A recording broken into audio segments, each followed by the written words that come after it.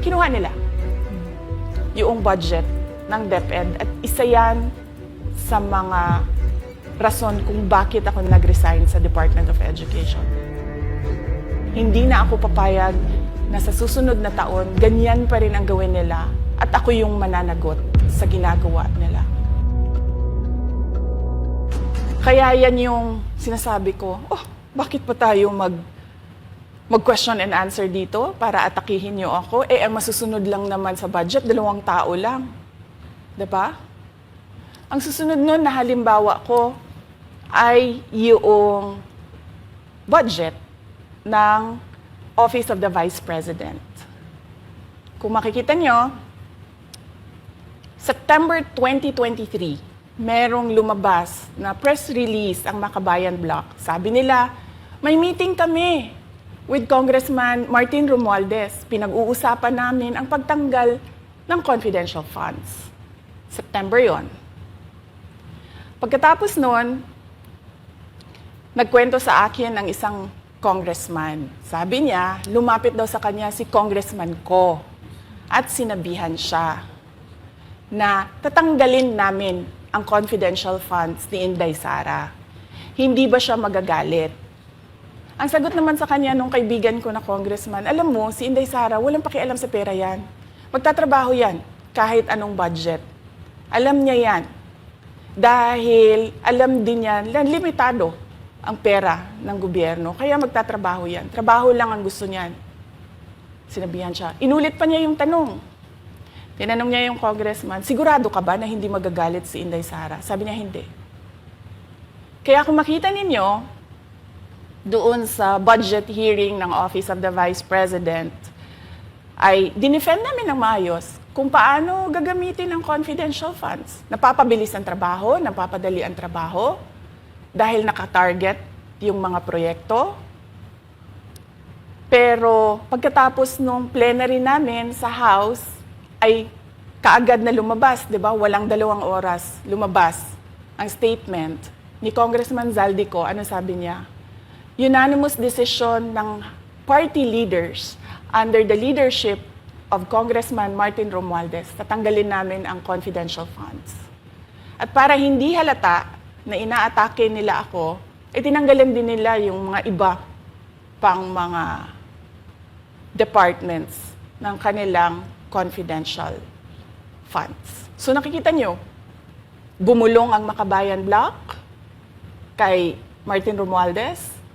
At dahil sa kagustuhan ni Martin Romualdez na hindi siya atakihin, at dahil sa gusto niyang suportahan ang Makabayan at ang NPA, nakinig siya. At ang ginawa niya, tanggalin yung budget. Alam na nila kung anong gagawin nila bago pa kami pumunta sa plenary ng House. Hindi ko alam yon. Kasi nasabihan na lang ako nung kaibigan kong congressman pagkatapos na. Nung nakita ko na nagsabi si Zaldico, tanggalin niya ang confidential funds ng Office of the Vice President. So doon ko na lang naintindihan na aatake sila gamit ang confidential funds. Dahil sumunod nun, October, ay merong dated na October na audit memorandum ang Commission on Audit.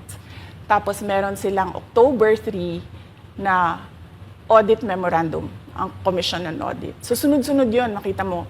Naglabas ng press release ang Makabayan, nag-defend kami ng budget namin, nagsalita si Zaldico, lumabas ang mga AOM ng COA, September, October. Kaya yan din yung rason. Nung nakita na namin at na-confirm namin doon sa audit memorandum ng COA na ito na yon, confirmation ng pag-atake. Kasi hindi pa kami confirm doon sa unang tanggalin namin yung confidential funds sa OVP. Ang confirmation namin, noong nagba-budget hearing sila, at doon sa budget hearing, tinatanong nila, may AOM na ba? May AOM na ba? At nakita namin lumabas na. Yun yung confirmation namin na ito yung pag-atake. Kaya nung fourth quarter ng 2023, hindi na ginamit ng Office of the Vice President at ng Department of Education ang confidential funds. Kasi sabi ko sa kanila, kahit gaanong tamang gamit natin dyan, gagawan nila ng mali yan. Bubutasin nila yan at aatakihin tayo gamit ang confidential funds. At ang patutuon nito, kung makita ninyo, noong House hearing, noong August 27, 90% ng mga tanong, confidential funds. Kahit na 2024 at 2025, wala ng confidential funds ang Office of the Vice President. So yan yung explanation ko, mahabang explanation ko. Bakit pa tayo mag-question and answer? Para atakihin ninyo ako? Tapos, alam naman nating lahat. Congressman Zaldico, Congressman Martin Romualdez lang ang nagdidesisyon sa budget ng bayan. Madam Vice President, it seems that there's this great plan against you talaga to destroy you. And speaking of plan, kasi during the budget hearing po, may nagsabi kasi doon ng let's stick to our plan. And you also called that person po. Ano po, can you po share about this po? Ano ba tong plan talaga nila during this budget hearing? Oo. Doon sa budget hearing na nangyari noong August 27, nakita nyo na. Meron na silang nakahandang PowerPoint presentation, meron na silang nakahandang audiovisual presentation, meron na silang nakahanda na script na binabasa. At yung isa pa nga na congresswoman na sabi niya, wala akong panahon. Basta mahaba ito. Hindi ko mabasa letter per letter. Pero kung makita mo, may nakahanda siya na mga sagot sa mga sinabi namin sa Commission on Audit. Legal points na sinabi namin sa Commission on Audit. Bakit napakadelikado ng ginagawa na kinukuha ang mga dokumento ng hindi tapos at hindi final na audit. So kung makita mo, ganun yun, nakahanda sila. Makikita natin na let's stick to our plan at atakihin natin ito siya.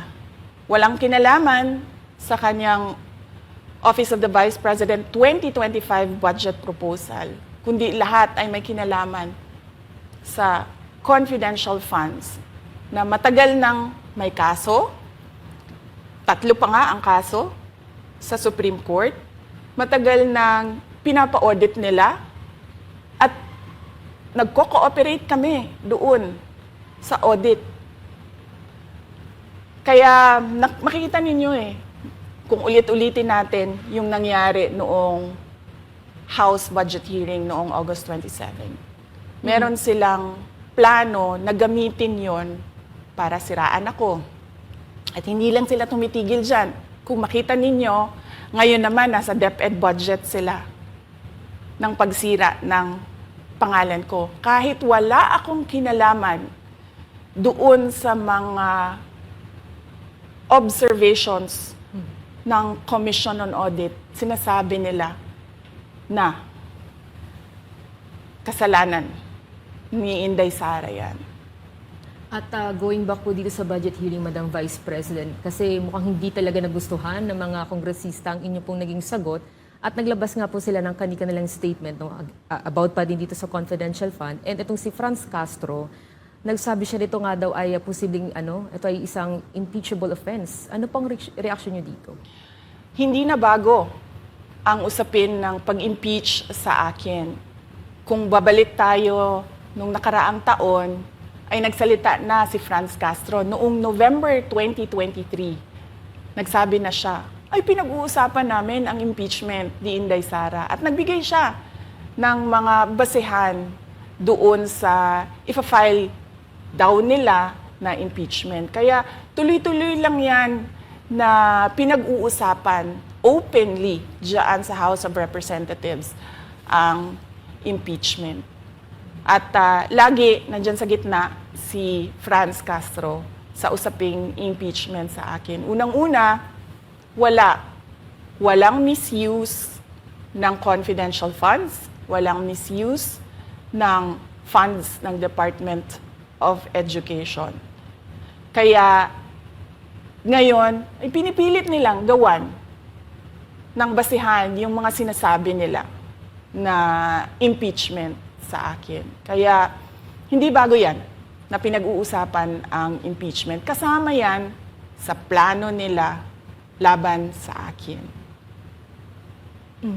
Ma'am, regarding naman po dito, kasi sa plano daw po nila, ay bigyan kayo ng 0 or 1 peso budget ang OVP po. Kung sakaling mangyari po ito, ano ang magiging hakbang po? Narinig din namin na merong defunding, i-defund daw ang Office of the Vice President budget. Narinig din namin na posibleng piso lang ang ibigay na budget sa Office of the Vice President. Handa ako sa Office of the Vice President na magtrabaho kahit walang budget. Maliit lang yung opisina namin, maliit lang yung operations namin, kaya kayang-kaya namin na magtrabaho kahit walang budget. Alam naman namin na kapartiyan ng pag-atake. Kaya kami, tutuloy-tuloy lang din kami sa kailangan namin gawin para sa bayan. Madam Vice President, panghuli na lang po, no?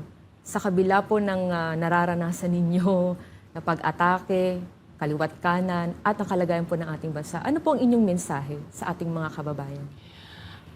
Unang-una mensahe ko sa ating mga kababayan, huwag silang magpadala sa ingay ng politika.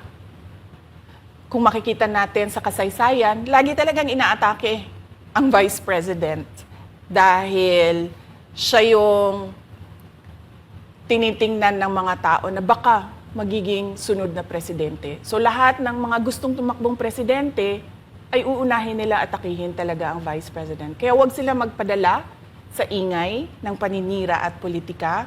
Pangalawa, isa-isahin nila ang bawat papel sa budget ng 2023 at 2024 at 2025.